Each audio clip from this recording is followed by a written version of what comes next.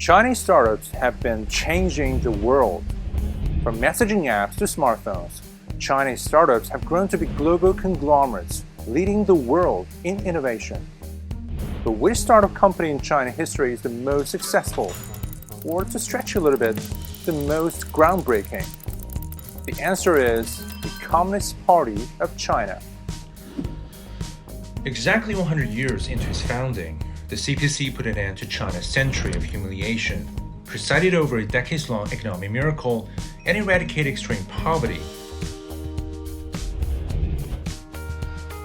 And all of these earth-shaking achievements could trace back to a small gathering 100 years back in July 1921. A group of young men with an average age of 28 secretly met in Shanghai and founded a party later known as the CPC. Among these delegates was Mao Zedong, whose coded message to his comrade literally referred to the CPC as his company, and himself as one of the co-founders. Like most startups, Mao and his peers kick-started theirs from the ground up, with only some 50 members across the country. By then, China was in a dilapidated state as power-hungry warlords and foreign powers sought to expand their spheres of influence. And this 50 members party decided to end that chaos. They launched a program deemed nothing short of crazy at that time to break the yoke of the old regime and liberate the oppressed mass by way of communism. 6 years after its founding, the CPC faced its first major test. To end the domestic turmoil, the CPC joined forces in a united front with the Chinese Nationalist Party, or Kuomintang. The short-lived union toppled several warlords, but ended in Kuomintang's betrayal, thus pushing Mao and his comrades to initiate the armed struggle.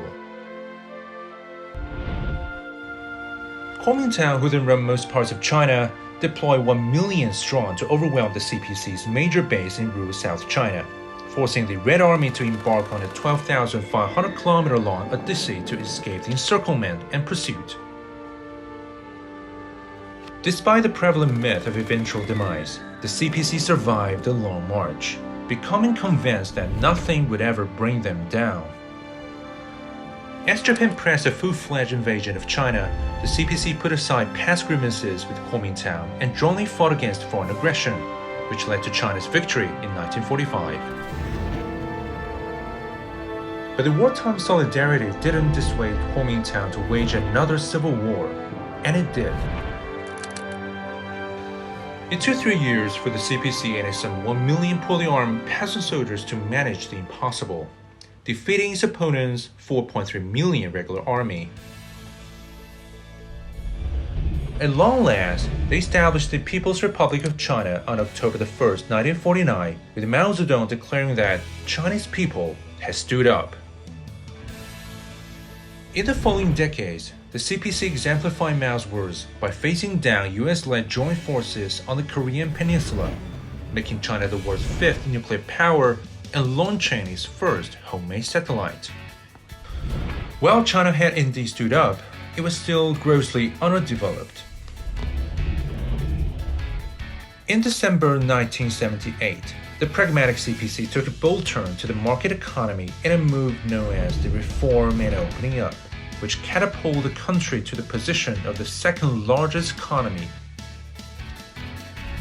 Despite such widely acclaimed economic miracle, by 2012, China still had nearly 100 million people living below the poverty line, 1/9 of the world's total. Right then, Xi Jinping became China's top leader. He successfully delivered the CPC's promise to end the abject poverty by 2020. That is, lifting 10 million people out of poverty every year, 20 people every minute. Having plagued China for thousands of years, penury became history. Looking back to what the CPC has achieved in the past 100 years, I think the startup analogy is sufficiently adequate. It started out with a few aspiring young men, changed course amid trials and errors, eked out an existence during ruthless competition, and finally rose to the occasion.